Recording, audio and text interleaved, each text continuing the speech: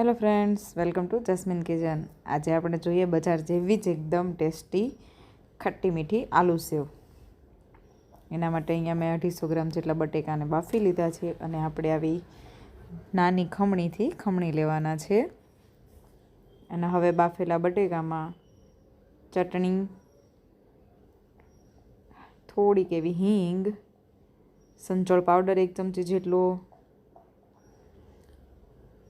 સ્વાદ પ્રમાણે મીઠું અને કાળા મરીનો ભૂકો છાંટવાનો છે તીખાશ માટે।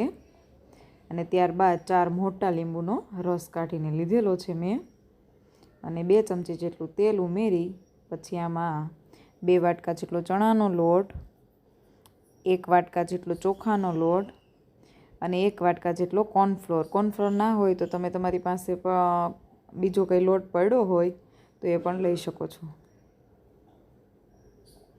બધાને સારી રીતે મિક્સ કરી અને આપણે નરમ લોટ બાંધી લેવાનો છે। આમાં પાણીની જરૂર નહીં પડે, બટેકામાંથી જ આ લોટ બંધાઈ જશે। અને સેવની ચકરી નાખી અને તેલથી બરોબર સંચાને ગ્રીસ કરી અને આ રીતે આપણે ભરી દઈશું। ત્યારબાદ આપણે હાઈ ફ્લેમ પર આ સેવ પાડવાની છે।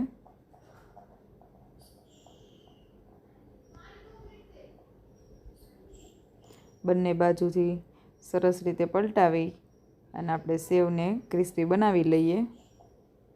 1 જ મિનિટ સુધી તેલમાં રહેવા દેવાની છે। તો તૈયાર છે આપણી ઘરે બનાવેલી ચટપટી આલુ સેવ। જો મારી રેસીપી ગમી હોય તો મારી ચેનલને લાઇક, શેર અને સબસ્ક્રાઈબ કરો। આ એકદમ ક્રિસ્પી અને બજાર જેવી જ આ સેવ બનશે।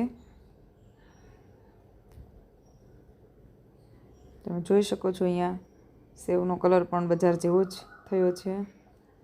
Thank you.